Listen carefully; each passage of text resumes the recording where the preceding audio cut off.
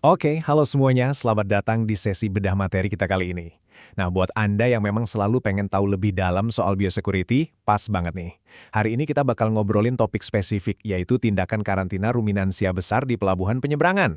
Jadi, kita nggak cuma bahas soal mindahin sapi atau kerbau aja ya, ini benar-benar soal gimana kita masang garis pertahanan negara dari ancaman penyakit. Ujung-ujungnya, ini soal ketahanan pangan nasional kita sehari-hari loh.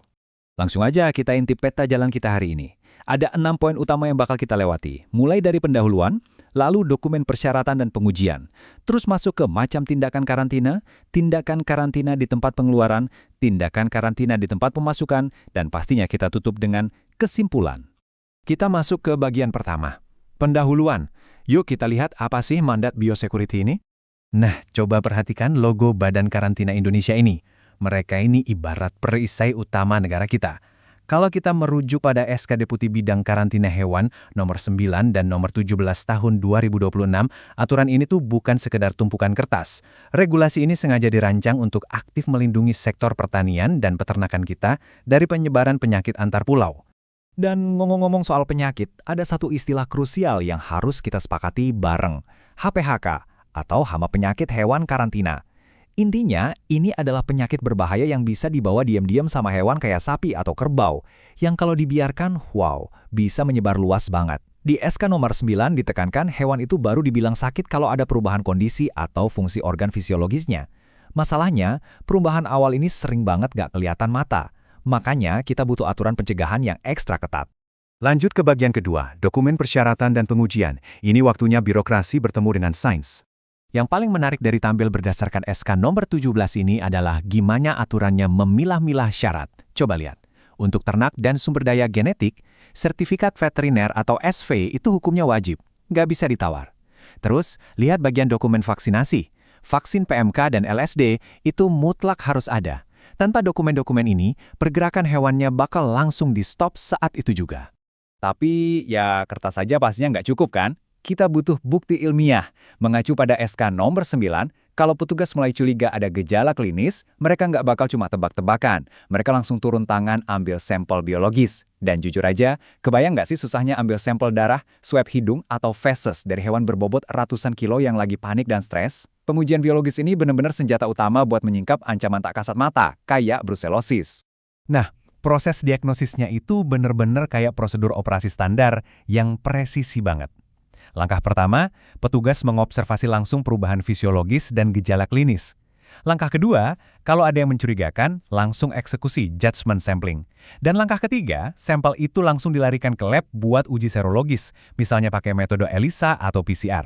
Dan ingat, hasil lab ini harus 100% negatif. Kalau nggak negatif, ya mohon maaf, hewan nggak bakal diizinkan buat transit. Sekarang kita masuk ke bagian ketiga, macam tindakan karantina di pelabuhan penyeberangan. Ternyata, aturan ini nggak memukul rata semua pergerakan hewan loh. Di SK nomor 17, ada 4 kategori lalu lintas yang dibedakan. Ada lalu lintas antar area langsung atau port to port, terus ada multiport dan multimoda, misalnya dari NTT ke Lampung tapi transit dulu di Tanjung Priok. Lalu, ada yang melalui pelabuhan penyeberangan alias kapal feri. Dan ada juga rute khusus buat momen Hari Raya Idul Adha. Tapi untuk fokus bahasan kita hari ini, kita bakal membedah kategori yang volumenya paling masif, yaitu pelabuhan penyeberangan. Coba kita lihat bagian ini. Sekilas emang kelihatan rumit kayak labirin birokrasi ya, tapi alur tindakan karantina ini sebenarnya punya logika yang brilian banget. Setiap skema pemeriksaan itu ibarat rantai yang saling mengunci. Semuanya terintegrasi sempurna dari saat hewan itu diajukan untuk masuk pelabuhan, sampai akhirnya dia benar-benar diloloskan buat naik ke kapal feri. Oke, kita sampai di bagian keempat, tindakan karantina di tempat pengeluaran. Ini dia titik awal keberangkatannya. Biar lebih gampang ngebayanginnya, mari kita pakai contoh kasus langsung dari teks aturannya. Bayangin ada sapi atau kerbau dari Aceh atau Lampung Selatan yang mau diseberangkan dari Pelabuhan Bakauheni ke Pulau Jawa. Kebayangkan seberapa masif skala logistiknya? Perjalanan daratnya aja udah jauh banget. Nah, resiko penyebaran penyakit antar pulau bakal sangat besar kalau prosedur di pelabuhan pengeluaran ini kendor sedikit aja. Jadi, poin krusial di tempat pengeluaran ini adalah kesempurnaan administratif. Nggak ada kompromi, semua inspeksi administratif harus 100% lengkap. Sertifikat veterinernya harus sesuai, hasil uji lab harus murni negatif. Dan yang terakhir, pejabat karantina hewan harus memberikan validasi. Tanpa semua itu, hewan ini nggak bakal dapat izin buat masuk gerbang pelabuhan, apalagi naik kapal. Kita melangkah ke bagian kelima, tindakan karantina di tempat pemasukan. Ini pas mereka akhirnya tiba di pelabuhan tujuan. Nah, masa transisi dari tempat pengeluaran ke tempat pemasukan ini menarik banget. Kalau di pelabuhan awal tadi kita fokus banget sama tumpukan kertas dan angka lap, begitu sampai di pelabuhan pemasukan, permainannya berubah drastis. Fokusnya bergeser ke realitas fisik si hewan. Petugas berhadapan langsung dengan sapi yang mungkin stres, kelelahan, setelah mabuk laut. Jadi tugas utama di sini adalah mencari gejala klinis baru yang mungkin muncul selama perjalanan di kapal. Ibaratnya, pelabuhan kedatangan ini jadi jaring pengaman fisik terakhir kita. Dan jaring pengaman ini dilakukan berlapis. Langkah pertama, dokumen dicek lagi. Bisa di atas kendaraan atau pas hewan baru diturunkan. Langkah kedua, pengecekan fisik untuk melihat ada tidaknya indikasi penyakit akibat perjalanan laut. Dan langkah ketiga, ini yang jadi pamungkasnya, verifikasi keutuhan stiker putih. Stiker ini bukan sekedar tempelan loh, ini adalah stempel visual mutlak. Bukti nyata kalau si ruminansia besar itu udah sukses melewati seluruh rangkaian prosedur karantina terintegrasi. Akhirnya kita sampai di bagian ke-6, kesimpulan. Bagaimana semua ini membentuk satu perisai yang tangguh? Kalau kita tarik benang merah dari seluruh bahasan kita, kata kunci utamanya cuma satu, terintegrasi. Pelabuhan asal dan pelabuhan tujuan itu nggak jalan sendiri-sendiri, mereka terus-terusan bertukar data secara aktual.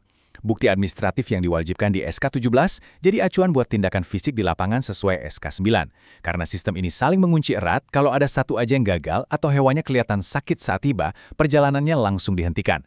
Hewan bakal langsung dikarantina sebelum sempat menyebar di wilayah tujuan. Sebagai penutup, saya mau ninggalin satu pertanyaan nih buat menggelitik pikiran Anda.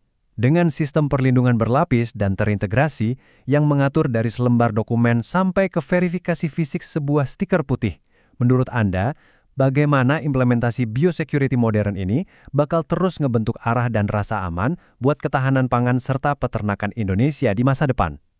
Sambil direnungkan, terima kasih banget ya udah nemenin bedah materi yang cukup padat hari ini. Terus asah rasa ingin tahu Anda dan sampai jumpa di sesi seru berikutnya.